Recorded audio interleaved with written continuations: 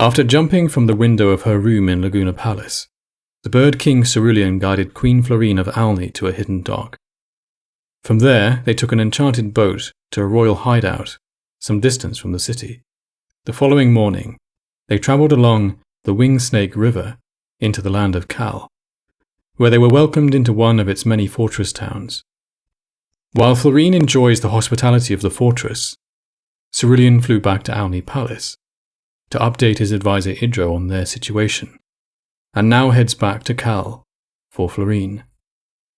Florine spent her time waiting for his return, strolling at liberty around the fortress, the locals nodding at her in their typical way as she watched them going about their daily activities.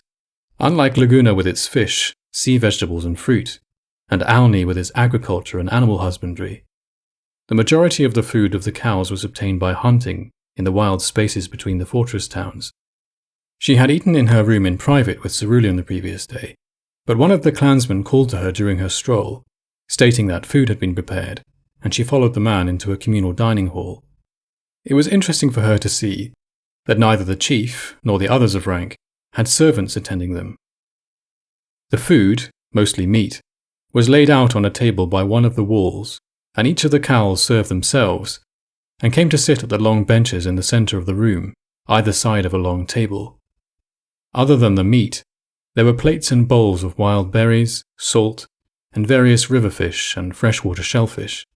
Florine noticed that each person around the table took only a single plateful of food, ate everything on it, then took their plate to a barrel of water and scrubbed it clean. Florine felt a little embarrassed. She had never washed up her plate after eating before, but she followed the custom of the others. After eating, she returned to the living quarters she had been assigned. And before too long, Cerulean arrived at the window.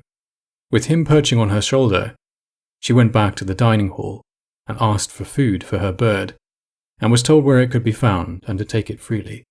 By late afternoon, Florine climbed into the well-made but unadorned carriage, and, Cerulean sitting on one of her knees, their journey to Alni began.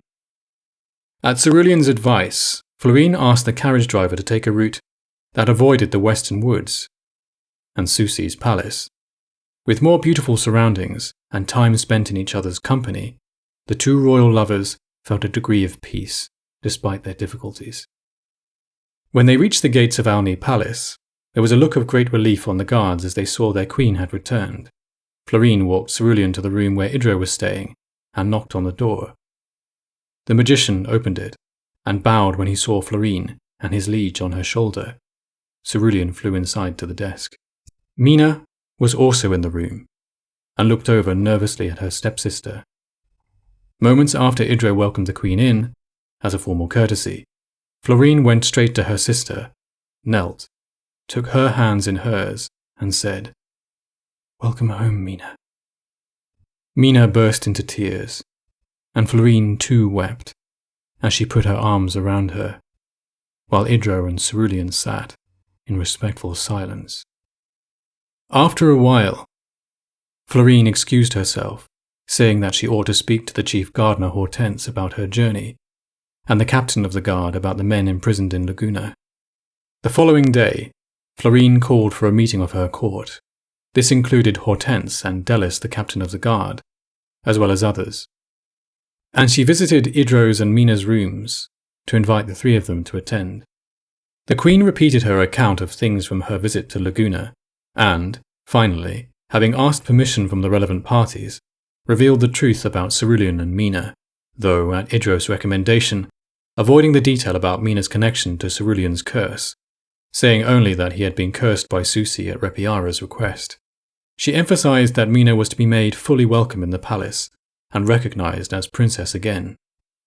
Having established that, the discussion turned to the situation in Laguna. Whatever had happened there had not been officially announced. It was Idro's suspicion that either the Merchants Guild or Cerulean's cousin Kyril had discovered Cerulean's curse from Tressio somehow, and had then conspired with him to take control. Whatever the case, said Delis, they had held the Queen of Alni captive, as well as a number of her guards. They should demand compensation and the return of their men. Such an action would be more assertive than Florine was inclined to, but she felt responsible for the men's lives and assented. So they dispatched a message via a courier from the Messengers Guild, like the Merchants Guild, which was found in many of the kingdoms, but especially powerful in Laguna. The Messengers Guild had a degree of independence and official neutrality, so there wasn't the same risk of sending another soldier. Delis also recommended that while waiting for word from Laguna, Florine should visit King Hartz of Fidela to the west, and Don Onomir of Hikosh to the east, to evaluate the prospect of an alliance if the new power in Laguna behaved dishonourably. So Florine carried out these visits, with Cerulean, Idro and Mina travelling with them. In both kingdoms, when they introduced Mina as the other princess of Alni, they received looks of wonder and disbelief. They had heard of her former reputation, and, believing that Florine was herself still unmarried and looking for suitors, both kings offered sons to them. Despite the sensitivity of the situation, Florine declined politely. For Mina, it somehow made her heart hurt to receive these proposals, but she said politely that she would be happy to see them if they came to visit her in Alni. A couple of days after they returned home, a courier arrived with a letter. Even before reading the substance of it, the names and seals of Kyril and of the Merchants Guild office in Laguna stood out.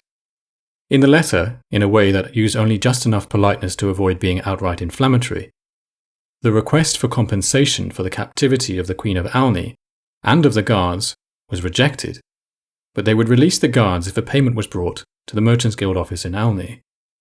When the letter was read aloud before Florine's council, it was Delis whose temper flared openly, while Cerulean's blue-black bird eyes blazed silently. But still, Florine said that she most wished to avoid conflict and would pay the fee to the Merchants Guild. Sure enough, after the money was received, within a few days, the guards returned. Florine made sure that they were well fed, received generous bonuses, and told them to take as long as they needed off duty. After the council, Idro and Cerulean discussed their situation in private. As a bird, it would be very difficult to take back the throne.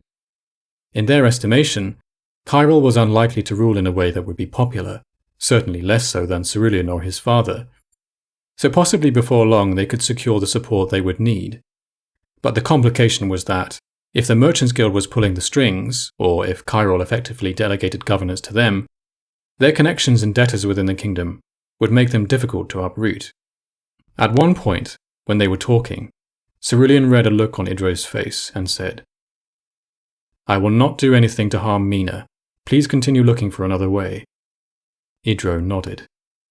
Now that the situation with the guards was resolved, and they were both in Alni, Cerulean and Florine spent much of their time together. Their love for each other had not diminished, and Cerulean, reading the signals from her, formally proposed marriage. She accepted, without hesitation.